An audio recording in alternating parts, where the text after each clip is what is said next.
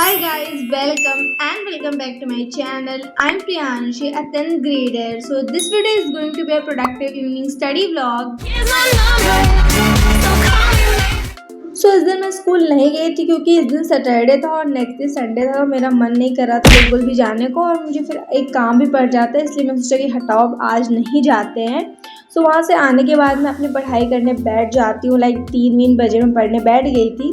सबसे पहले ना मैं मैथ्स पढ़ने बैठ जाती हूँ और आज तो मुझे मैथ्स अच्छी लगने लगी है, पता नहीं क्यों, इसलिए मुझे मैथ्स ही पढ़ने का मन कर रहा था। सबसे पहले तो मैं मैथ्स का लेक्चर नंबर 2 देख रही थी, ट्राइंगल चैप्टर्स का, और इसके पहले जो 2 चैप्टर्स मैंने कंप्लीट करे हैं, quadratic equation and arithmetic progression, उन चैप्टर्स की क्वेश्चन प्रैक्टिस अभी बाकी है। मैंने सिर्फ उन चैप्टर्स के लेक्चर्स देखे क्योंकि उन चैप्टर्स के बहुत ज़्यादा लेक्चर्स थे, तो मुझे ऐसा लग रहा था कि पहले मैं लेक्चर्स निपटा लूँ, आफ्टर दैट मैं उनकी क्वेश्चन प्रैक्टिस कर लूँगी। ऐसा मैंने खुद सोचा है। इस चैप्टर को कंप्लीट करने के बाद इसके भी 5-6 लेक्चर्स हैं ऐसे कुछ, तो इसको कंप्लीट करने के बाद मैं क्वेश्चन प्रैक्टिस करूंगी।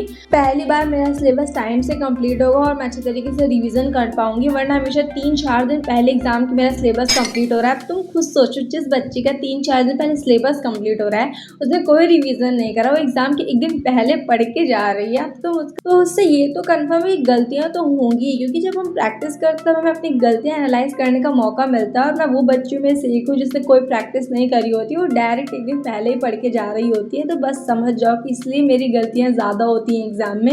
एग्जाम के एक दिन पहले पढ़ के जा रही हूँ, फिर भी A to Z सब कुछ पढ़ के जाऊँगी, पूरा का पूरा जितना सिलेबस सब कुछ अपने दिमाग में भर के ले जाऊँगी। बट जो 50% सिलेबस होगा ना, वो मैं रास्ते में ही निकल जाएगा स्कूल जाते जाते, और जो 50% है ना, वो भी मुझे याद रहेगा तो मैं लिखूँगी ना एग्जाम में।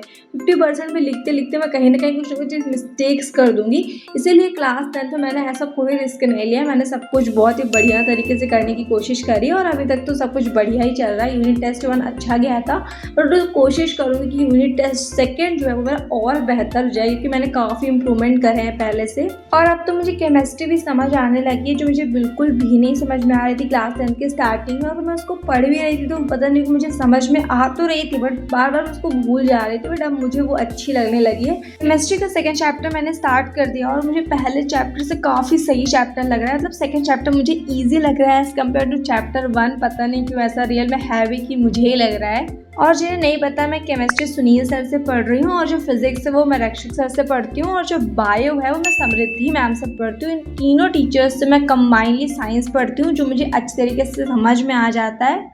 और इंग्लिश के लिए मैं अनुराग सर को फॉलो करती हूँ, मैथ्स मैं ऋतिक सर से पढ़ती हूँ, और रही बात हिंदी की, तो हिंदी मैं अपनी स्कूल वाली मैम को फॉलो करती हूँ, जो बहुत ही बढ़िया हिंदी पढ़ाती हैं। और जैसे मैं कभी एब्सेंट हो गई या फिर मैं स्कूल नहीं जा पाई, तो मेरा जो कुछ भी मिस हो जाता है मैं यूट्यूब से पढ़ लेती हूँ, या फिर कभी कभी रिवीजन के लिए भी मैं यूट्यूब से पढ़ लेती हूँ। SST के लिए मैं दिगराज सर को फॉलो करती हूँ और सिद्धार्थ सर को फॉलो करती हूँ। मैं दोनों टीचर्स को फॉलो करती हूँ अपने अकॉर्डिंग, मुझे जैसे चैप्टर को समझना है मैं उस अकॉर्डिंग पढ़ती हूँ। मैथ्स का लेक्चर कंप्लीट करने के बाद मैं छत में टहलने चली जाती हूँ, और पता नहीं क्यों छत में टहलना मुझे जन्नत लगता है। और इस दिन मौसम भी बहुत ही बढ़िया हो रहा था, हवा बहुत मस्त चल रही थी, और इतनी गर्मी में इतनी अच्छी हवा चलती है ना, तो बहुत सुकून मिलता है। छत से आने के बाद मैं केमिस्ट्री पढ़ने बैठ जाती हूँ। केमिस्ट्री का मुझे लेक्चर नंबर 2 करना था, चैप्टर 2 का, और इसके टोटल 10 लेक्चर्स है जो खत्म होने का नाम ही नहीं ले रहे। मैं इतने दिन से देख रही हूँ पर ये खत्म हो ही नहीं रहे हैं, और इनकी ड्यूरेशन काफ़ी, मतलब 2 आवर्स तो है ही मैक्सिमम। मोस्टली लेक्चर्स की ड्यूरेशन 2 आवर्स तक पहुँच ही जाती है। और पहले मैं ऐसे करती थी कि मैं लेक्चर लगाती थी और जो भी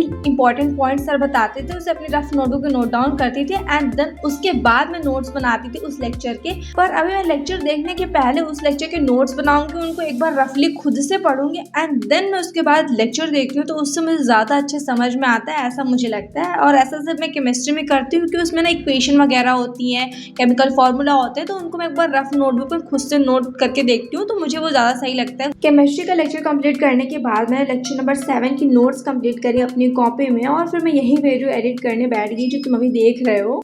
और मैं कोशिश ये करती हूँ कि जिस दिन के लिए मैंने जो सोच रखा होता है कि मुझे ये पढ़ना है, मुझे ये करना है, मैं उसको उसी दिन निपटा लूँ, उसको नेक्स्ट डे के लिए ना रखूँ। और जैसे मैं नेक्स्ट डे के लिए काम रख भी दिया ना, तो वो काम और डिले हो जाएगा और उस दिन तो होगा ही नहीं, इसलिए मैं उसी दिन निपटा लेती हूँ। सो या that's all for today's vlog. I hope you like this vlog, so make sure to subscribe. See you in the next vlog. Bye.